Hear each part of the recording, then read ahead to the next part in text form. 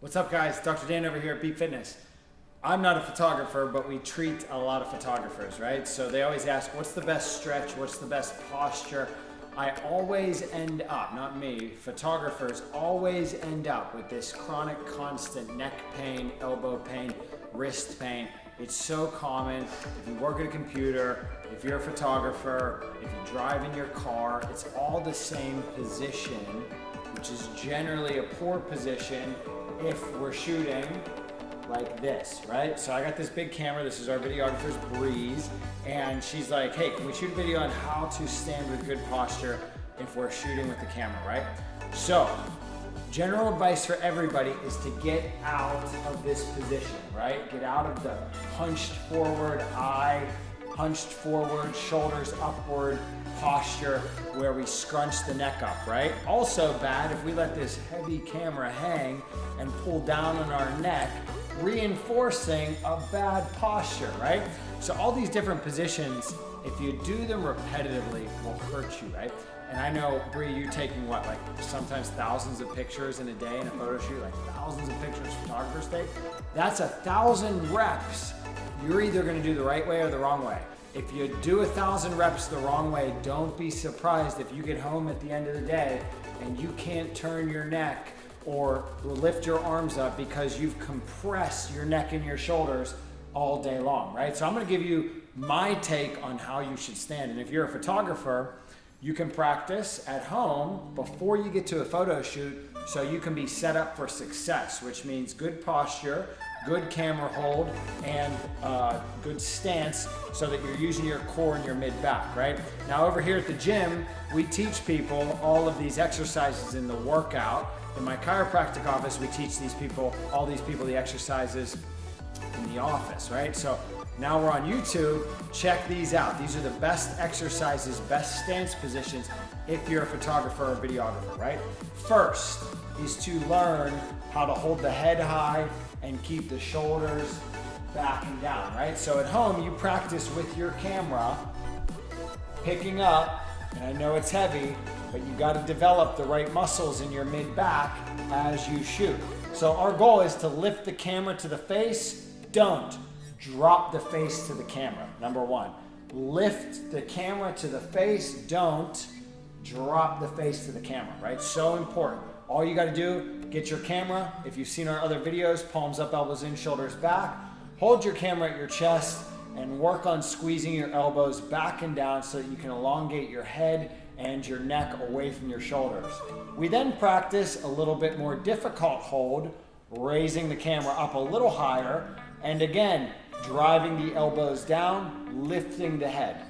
Third position, camera up, head close. This is where we pull back or shoot, however it is that we're doing it, but ultimately elbows tucked in, head is high, right? You gotta practice. You can't just pick up a camera and go shoot 1,000 picture wedding, right? You had to practice thousands of pictures to get good, or thousands of videos. I wanna save your neck and your mid-back and prevent you from having things like headaches, rotator cuff tears, shoulder problems, all the things people develop from repetitive poor posture, right? The second most important position is your stance, right? Worst thing to do, stand close and drop the head forward, right? So, exercise 1, camera up, shoulders back and down.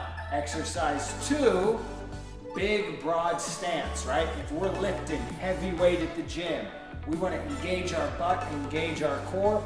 This is a heavy piece of machinery that if we let hang by our neck is going to pull us up forward a lot more than if we got a nice broad stance where we evenly distribute the weight through the heels and the pads of the foot, right? So exercise 2, practice your stance. We want to always be conscious of our feet, right? I'm going to show you this direction. I don't want you to stand with a funky 1 foot turned out, 1 foot straight stance. What we should always practice is even diameter turned out foot or neutral foot position. So if I'm shooting you, Bree, we're gonna plant our feet, we're gonna raise the camera, lower the shoulders, click, click, click. There's 20 pictures. Maybe we're gonna move, we're gonna set our feet, and we're gonna click, click, click, click, right? Now, I work out a little bit and I teach this stuff all day, so it's very easy for me to move quick and fall into position, right? But you've got to practice at home, moving quick, falling into position, right? I always tell people, you should want to get a workout wherever you're at, right? If you have to go to a 12-hour wedding or a 10-hour wedding or whatever, and you're sitting there clicking, you might get some good pictures, but you're gonna go home in pain. Spend that time, get a workout, turn the feet out. 45-degree stance, click, click, click. Next step, 45-degree stance, weights on your heels, click, click, click, click, right? So, exercise 1, shoulders back and down, head is high. Exercise 2, nice broad stance with the feet and the hips so that you can evenly distribute weight throughout the lower body, right? Now, if you've got to get that nice low shot, okay, and this is where physical activity comes into play. If you're holding a big camera like this, you should try to do some exercise throughout the days and the weeks so that you can learn to develop those glute muscles, those core muscles, and those mid-back muscles. But if we've got to get low, let's really lunge forward with that nice broad stance and keep the weight evenly distributed so we're not leaning and rounding out the lower back, but ultimately practicing that safe hip hinge, elbows in, weights through the foot, grounded position, right? That's back to the stance exercise number 2. All right, 2 major things, shoulders back and down, hips are grounded. When you do have a little bit of a break, use that activity, use that break, to get a little quick stretch, shoulders back and down, and also throw in the wrists and the hands, because holding this heavy camera requires a lot of grip strength, right? So we end up getting tightness, tension in the carpal tunnel, down in the wrists, overused flexor muscles. You've seen a number of videos about that before. So, hand extension exercise is so important. Maybe you got 5-10 minutes while the bride and the groom are getting ready, or the babies are changing their outfit or whatever. Wrist, finger extension stretch. We've shot videos on this in the past. Your goal, open your fingers up, pull your wrist back, engage it back and down into your lat, whether you go forward or backward or outward, however it is.